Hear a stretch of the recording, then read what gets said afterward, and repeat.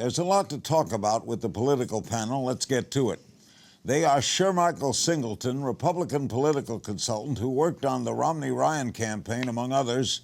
He joins us from Washington. And in New York, Nate Lerner, grassroots director at the Build the Wave organization, executive director at the Democratic Coalition, and creator of the app #BoycottTrump. We thank them both. Let's start with what problem does James Comey's book present for the president, Nate? Well, it's the truth. I think that's the biggest problem. It's an inside look at the Trump presidency, and anytime we peek under the hood and look inside the Trump White House, we see the absolute disaster and chaotic state that it's in. It's very easy for conservatives and the alt-right to spin the presidency however they want, but then when you actually start talking to folks who are on the inside, it tells a very different story, and we start to see exactly how much of a disaster things are, and exactly who this man who's running our country is, and the picture that James Comey paints is not a good one. It's very concerning and very upsetting to hear that this is the man who's running our country right now and making critical decisions, and we should all be very grateful that Comey has come forward with this story. Sure, Michael, the president has been vociferous in his criticism of Comey, ripping him apart, language you rarely see a president say. What do you make of it? Larry, look, I think that the book doesn't reveal, or the interview rather, doesn't reveal any new revelations about President Trump. I think when you look at some of the work that's been done by the Washington Post, New York Times, and even some of the cable news outlets on President Trump's leadership style, some of the antics within and outside of the White House, we're all pretty aware of who the president is.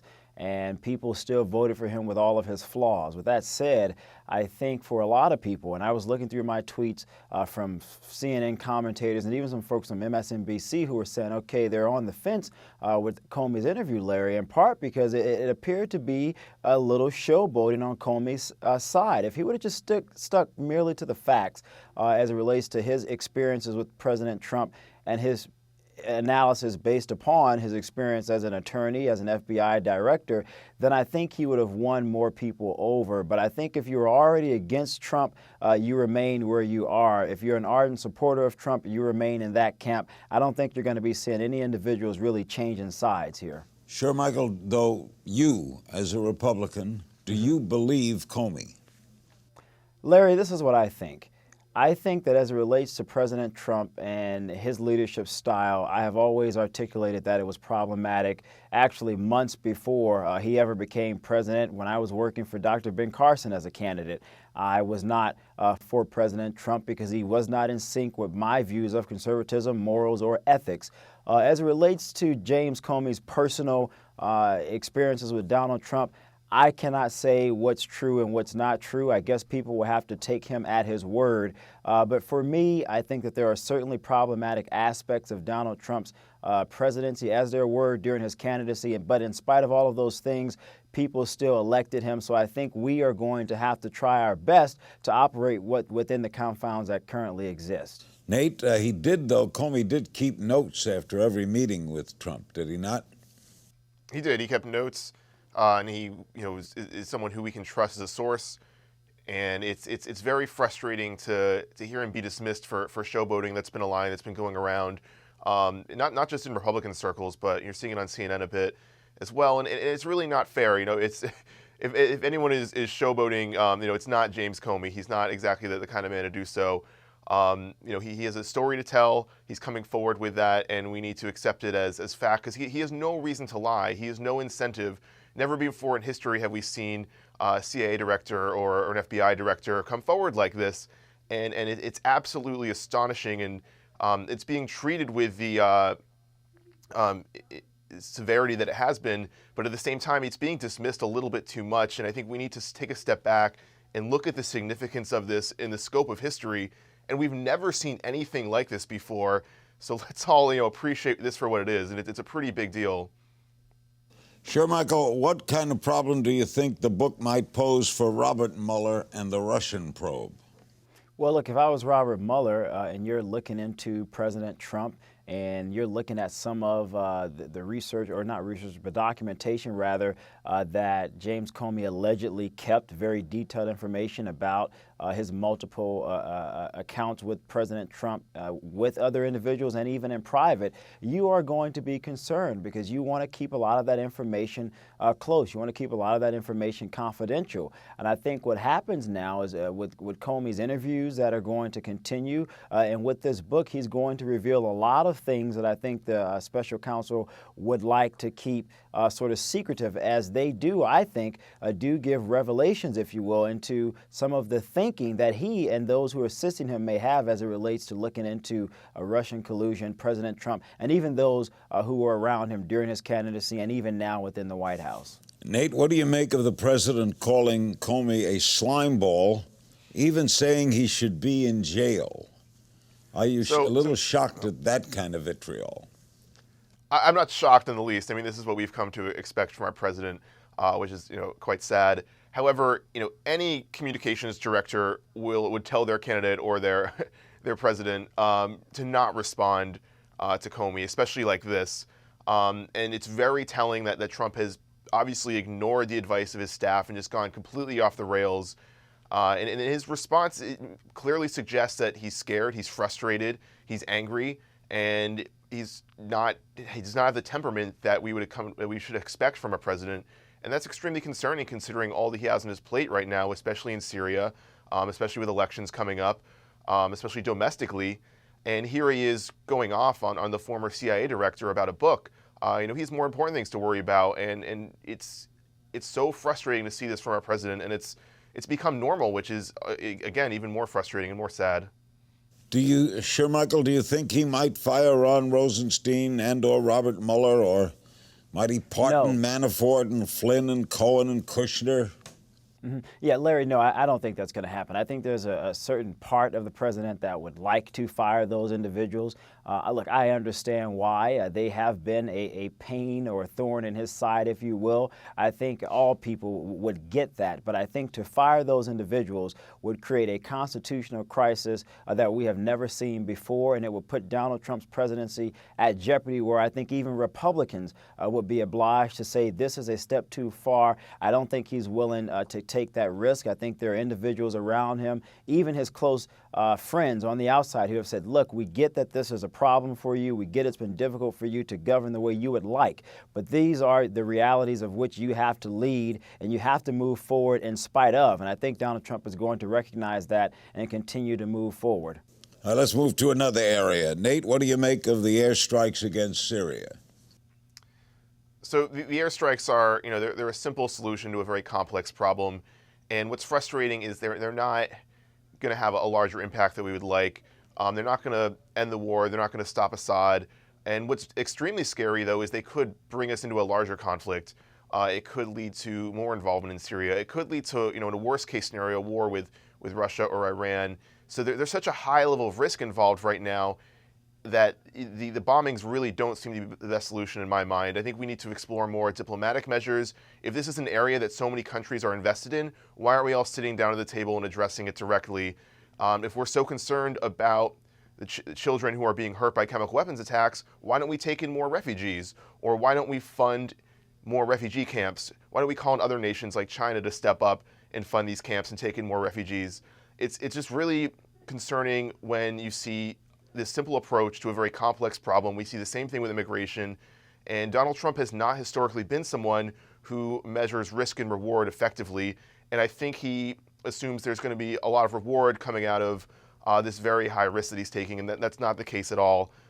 He's bringing us into a potential larger war, and it's really not worth it. Shermichael, was he right to say mission accomplished? No, I think, Larry, that was a huge mistake, Larry. If you recall, I think you were on a different network at the time when George W. Bush had the big banner behind him, the war in Iraq. You remember that mission accomplished, and that was a huge communications and marketing failure, if you will. Look, Larry, when you talk about Syria, this is something that even the Obama administration was plagued by. And if you recall, Larry, President Obama set that quote-unquote red line. It was back in August of 2011, if I recall correctly, where President Obama stated that Bashar al-Assad should step aside and do what's right. Well, here we are 7 years later. There's a civil war, and Assad is still there. He's still there in part because of Iran and also because of Russia and Vladimir Putin. Look, Putin has chosen a clear side in this civil war, Larry. He's chosen a side of Assad for two reasons, I would argue. One is economical, and the other is military. One, I would say the economic reason is because Russia is the largest arms dealer in that region, dealing not only to Assad himself, but also to Turkey and other nations. Also, Russia's only military base in the Mediterranean is based in Syria. So when you think about those strategically speaking, Russia has a reason for wanting to maintain Assad's power. From Iran's perspective, they're seeing this as their ability to sort of coalesce more power and influence in the region. Look, I think the president needs to have a clear and concise strategy, Larry, going forward. Last year, we essentially did what we did a week ago, and the net result, I think, will not be positive in the long run. I don't think that this civil war is going to merely end by negotiations, because no civil war has. In 1865, the U.S. Civil War did not end in negotiations. In the 1920s, the Russian Civil War did not end in negotiations. In 1939, the Spanish Civil War did not end in negotiations. And in 1948, the Chinese Civil War did not end in negotiations, Larry. So if we really want to end this crisis in Syria, I think it's going to take more than launching missiles. Do you think, Nate, that among Trump critics saying that the strike against Syria may be like a wag the dog moment, you remember that movie, that the president is trying to distract from the Mueller probe and various sex scandals by focusing attention on bombing Syria? Yeah, absolutely. And this is something I've warned about for a while is Trump, for as much as we attack and criticize Trump, he's not, completely foolish. He understands there is value in going to war, both in empowering and strengthening the military-industrial complex, which can be good for the economy. It's also a great distraction. It really increases national and patriotic sentiment. It brings the country together. So in his mind, if he goes to war, this is a huge opportunity for him to distract from the Mueller investigation and bring people behind him and get the country to rally behind him. And that's really a very concerning thought if that's where the president's head is potentially at. There's no way to know if that's the case, but that is a theory that's been floated. And I would like to respond, to this concept that getting more involved in Syria is an answer, because that's absolutely not the case. We saw the failings of Iraq and Afghanistan.